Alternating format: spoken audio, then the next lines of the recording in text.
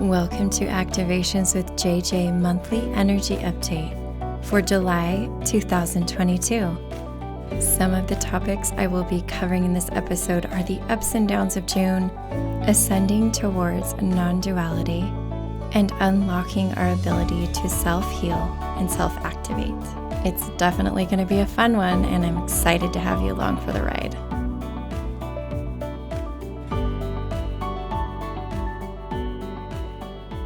Hello, my amazing friends. We are in a new month, and with that new month, you can see already some different changes to my podcast and my energy. I've updated some of the music I used for the background. I've also revamped a lot of things on my website, so if you haven't had a chance to check that out, I highly recommend you hop on there and take a look. I've changed lots of my offerings, added new ones, and I'm just kind of feeling like a fresh start sort of vibe here for July 2022.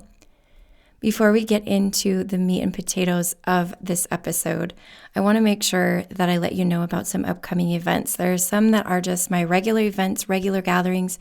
For those of you who are new, you may not know about them, but I also have some new events coming up, some things that I've brought back that I've done before that many of you were asking about. So I felt drawn to bring those back as well. Some of the more pressing ones include a gathering this coming Sunday at 7 a.m. Pacific and 10 a.m. Eastern Time. There's an Arcturian gathering. I'm going to drop in a second and share with you a little bit about what we did in our last Arcturian gathering. And oh my goodness, you've got to come to this one. They have been super, super powerful. After that, we have on the 9th of July, our monthly Galactic Federation gathering. Yes, we only do this once a month. This is your chance to connect with your galactic family members, to carry out incredible projects for them and tasks for them. And also, they provide us with activations and healing, and it's a beautiful, beautiful, beautiful thing. Then we, right the day after that, we have our Fairies and Elementals gathering. And unfortunately, last month, I was unable to hold that gathering. So if you're really connected to the fairies, the elementals, the dragons, I encourage you to sign up for that gathering. It occurs at 7 p.m. Pacific time, 10 p.m. Eastern time. The last thing I want to drop in and mention is that I've decided to bring back our light language circles. That one will be happening at the end of July. The link to that is below. And again, this is kind of basically another version of the ones that I did earlier this year. I did 3 in a row, and they were so fun to do with you. So you can be at any level of light language ability. You can be advanced, you can be intermediate, you can be beginner, you can never have opened your mouth and let a word of light language come out. But the intention behind this is to provide an activation for you and a space for you to feel comfortable to begin to develop those abilities. If you remember, in my June monthly energy update, Spirit dropped in and said, listen, we want to give you shortcuts to healing and shortcuts to upgrades. And one of those shortcuts is through light language. So if you feel that being born inside of you, I highly recommend that you click on the link below and join us for that light language circle. There's no need to be unmuted. So if you're worried about anybody else hearing you, this will be very private to you, but you will be in a place where other people are resonating the same and they want that same thing. And so it just really creates a synergy that is super powerful.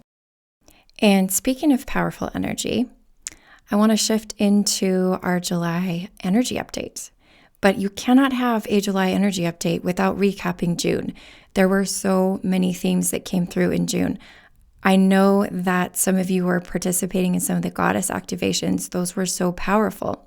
I feel like there were a lot of powerful highs and powerful lows in the months of June. And I feel like I'm overusing the word powerful, but that's okay.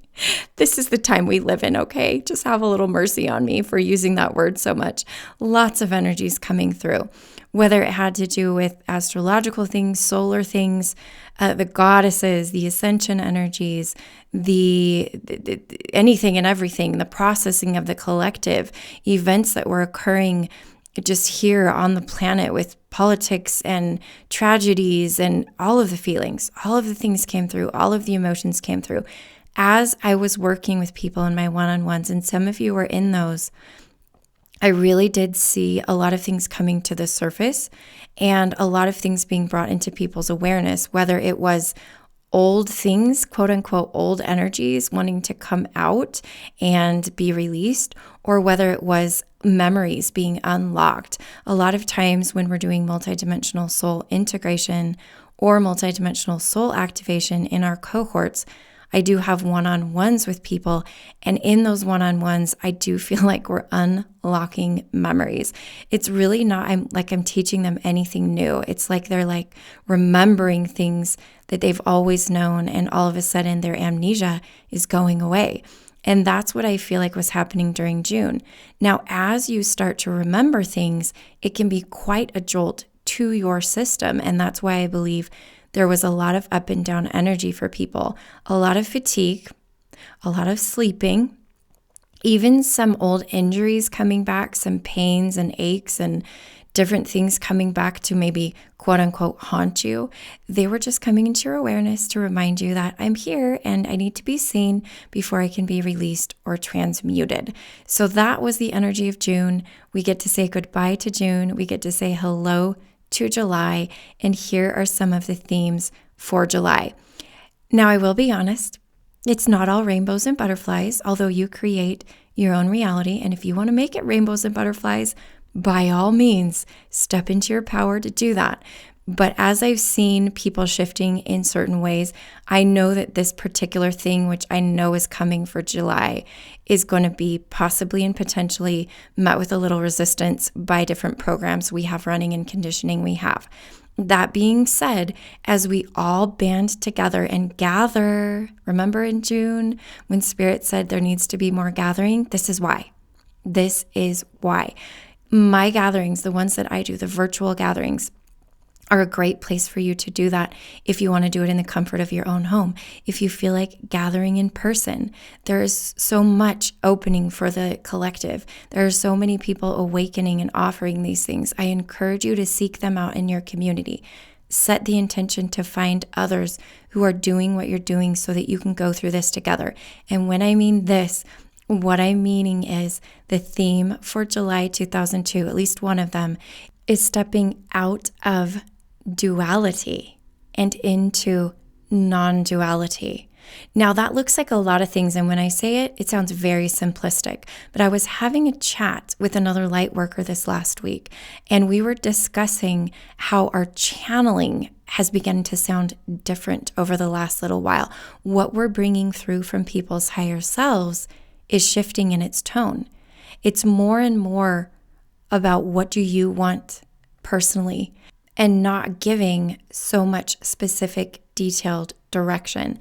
The way that I put it to this person I was speaking with, I said, it's kind of like they're taking our training wheels off and they're saying, the world is your oyster. The sky's the limit. You get to choose. The word that they've been having me remove out of people's vocabulary. Now, I'm not removing it. They have their own free will. But the word that they've been pointing out to me as a little red flag, a little alert, every time I'm in a session and I hear this word come out, Spirit says, stop right now and remind that person what that word means. The word supposed to, as it relates to your spiritual purpose and your spiritual mission, is indicative of old conditioning and programming. The old conditioning and programming of the old earth, of the old way.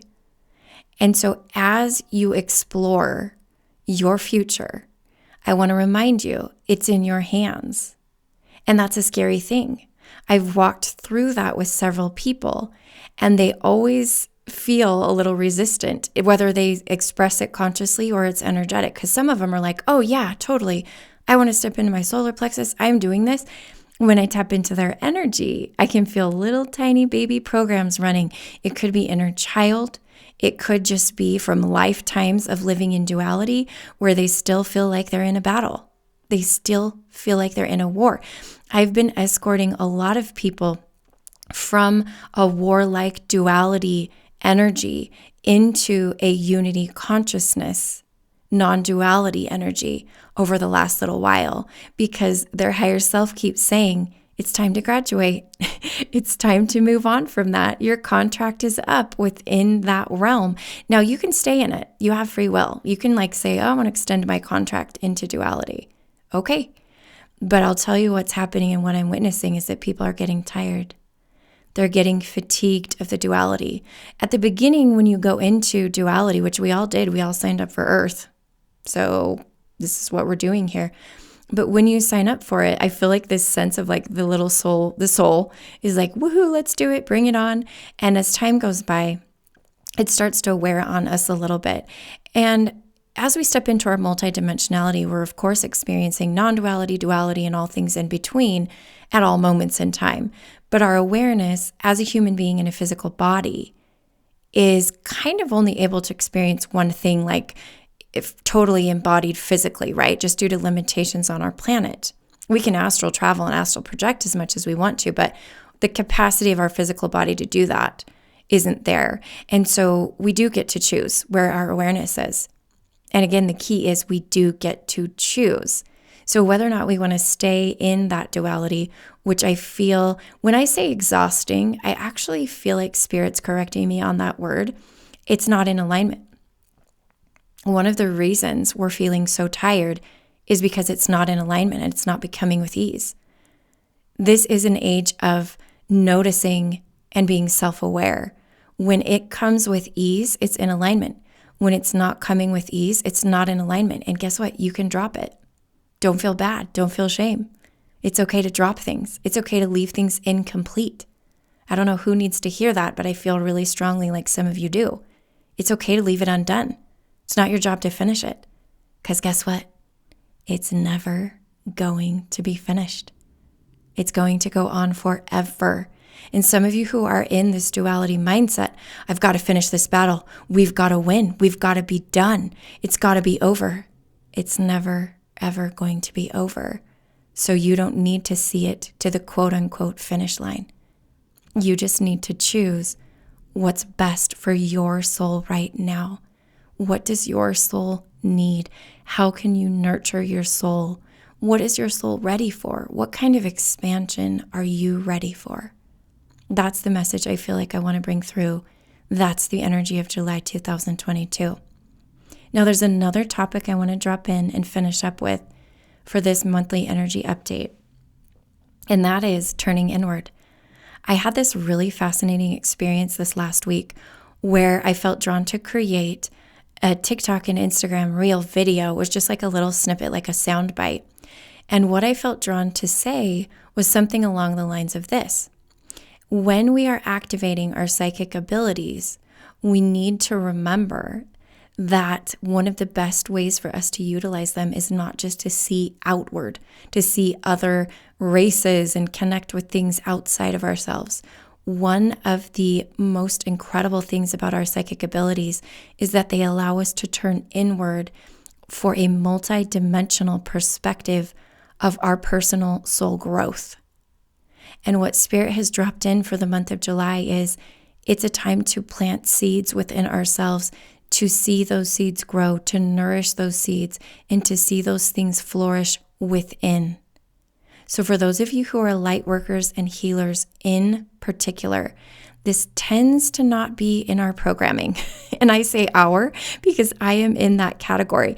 I tend to ignore my own needs. I'll be honest. I tend to be out there healing everybody else. And I remember somebody saying once, when you heal someone else, you are healing yourself. And I believe that. That's true. That's true.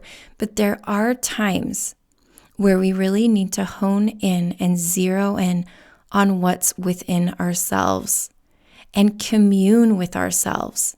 I had this super powerful experience with someone a few months ago where we were in a session and their higher self dropped in and said, you need to spend more time worshiping yourself. And that was kind of a shock to me when that popped out of my mouth, because I literally saw them at an altar or a shrine to themselves. It was like they had a mirror in front of them and they were being asked to pay respects and honor themselves as much as they have been, there's programming, right, that we have been taught through religions to honor these high ascended beings. Well, you are one of those high ascended beings. You are one of them. And it's time to spend that time with yourself, uncover that being, and honor that divinity within you. It's just as simple as looking in the mirror and saying namaste to yourself. That is the beginning of what I am talking about, but it can be taken to much higher levels. The last thing I want to drop in and say is related to this. I also posted in my stories this last week, and I'll try to make sure you can access it in my archives, like in one of my little themes on Instagram where you can add little like files. It's all about depedestalizing the gurus. And that's what I just talked about turning inward to see the divine being that we are, the ascended being that we already are. It's about seeing ourselves on a level playing field. It really is. It's about knowing and understanding that we are one. We are truly one. And that rolls us right back in to the first theme I talked about, stepping into unity consciousness and non-duality. The last thing I want to leave you with is another phrase that dropped in during one of my sessions, and I feel it's so, so powerful. My guides and higher self, their guides and higher self, we co-created, and this is what came through. This is the new phrase that I will be leaving at the end of every episode I create, because I want it as a potent reminder and way to deprogram and decondition you from the philosophies of the past that put different beings, because they had different gifts, on a pedestal. And the words that I'm going to leave you with, in addition to the fact that I want to remind you I'm sending you so much love, holding space for your healing, holding space for your activation this month, the words that I want to leave you with are these: I am you, and you are me, and we are we. And so it is. My friends, I hope you have an incredible month. I don't know if it's all going to be rainbows and butterflies for you, but I am here to support you in every way I possibly can. Know that. Know of my love for you. And please reach out if there's anything I can do to support you even more. Until next time.